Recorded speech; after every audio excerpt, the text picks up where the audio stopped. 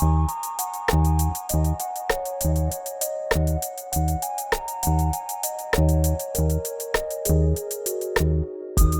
folks, welcome back to Grilling with Gramps. Summer is right around the corner, so we're gonna make a really good side dish to go with any barbecue, and that is homemade macaroni and cheese. Instead of one fun fact, I have 4 for you. First fun fact. Macaroni cheese is older than you think. The first known recipe was in the early 14th century in Italy. Yes, it's a long time ago.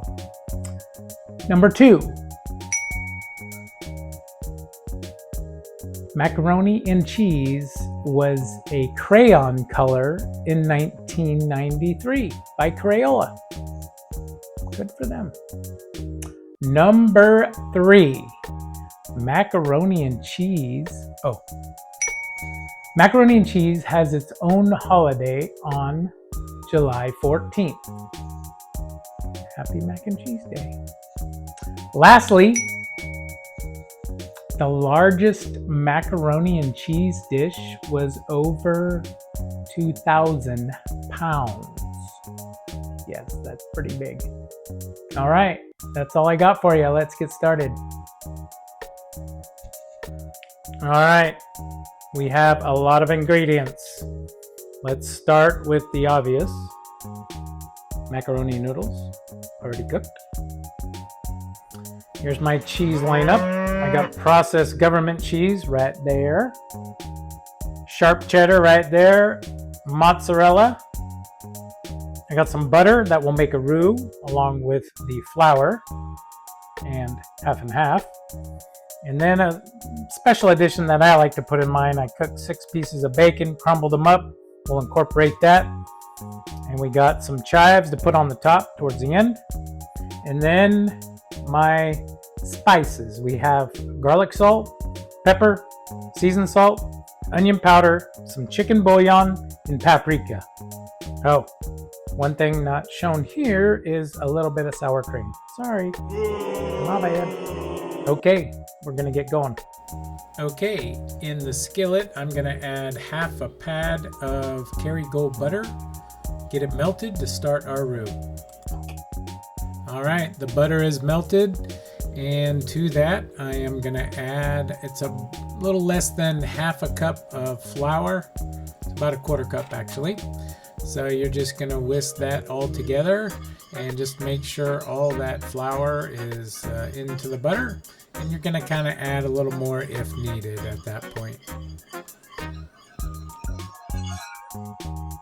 All right, the flour is all whisked in with the butter. I'm gonna add a little bit more of half and half. And honestly, looking back, I should have used heavy cream. The cheese turned out very thick, but it was darn good. But if you're keeping score at home, go ahead and substitute the half and half with heavy cream. I just think you'll get a nicer blend. As you can see, it's clumping up on me, so I need to add more half and half. But like I said, I would use heavy cream. You know, cooking is all about experimenting. You know, not every dish turns out exactly the way you want it, but you just gotta roll with it. You know, that's what I do here. So I'm just rolling with it, people. That's all I'm doing. You know, try it at home. Try stuff. Okay, I digress. Next. Alrighty, it is time for spices. We're gonna add some garlic salt. And next we got some onion powder. This all really just adds flavor. That's what spices do. That's really their job. We got some black pepper. And we're gonna keep whisking this because obviously it's still on the burner. So you don't want anything to burn. So that's why we whisk. Black pepper. Also, I am going to add seasoned salt. And remember, everything is all about taste, so it's easier to add to than take away. Really, you can't take away. And then also some chicken bouillon. This one, I just saw a few recipes that I looked up that call for this. I've never tried it, so this is the first time. And smoked paprika. Yes, smoked paprika. A little smoky, cheesy flavor. All right, it's time for the government cheese. I don't know. When I was a kid, they called it government cheese. It is actually Velveeta cheese. Has a lower melting point. Is darn cheap, and it tastes pretty good. And it is highly processed. But like I said, it really adds a good flavor to this mac and cheese. Time for the stars of the show. We got freshly grated mozzarella cheese, and the burner is on low right now, and I'm just constantly whisking.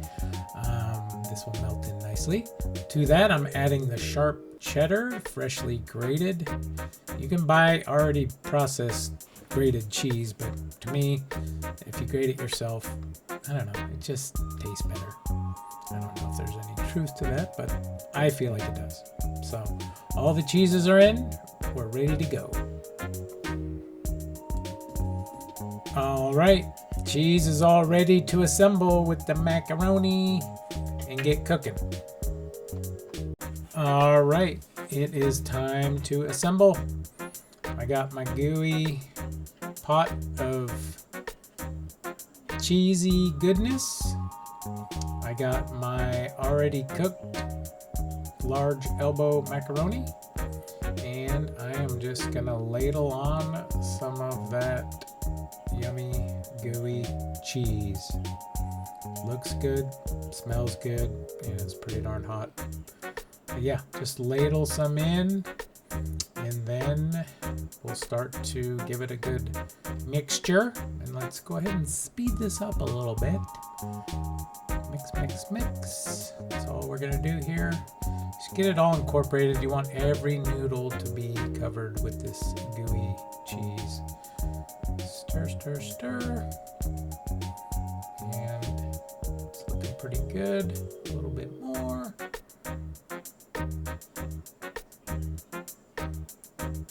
And we're gonna add bacon bits. Like I said, you can buy your own bacon bits, but I like making my own bacon and making my own bits. There you go. Add the rest of those bits. We're ready to go. Okay, time to put everything in the casserole dish. Looking back, I probably should have added a little more heavy cream, or half and half in this case. To it, it's a little stiff, but comes out good. So I added a layer of the mac and cheese, then another layer of cheddar, then another layer of mac and cheese, and I'll finish it with cheddar. But what I don't show here is that I put some panko breadcrumbs on top as well to get that crispiness that we really like in our mac and cheese. All right, here she is cooking. 375 for about 40 minutes, or until it gets nice and crispy on top. Then she's done. All right, came out really good. Nice and crispy on top, gooey on the inside, just the way we like it. Please don't forget to subscribe and like. Thanks.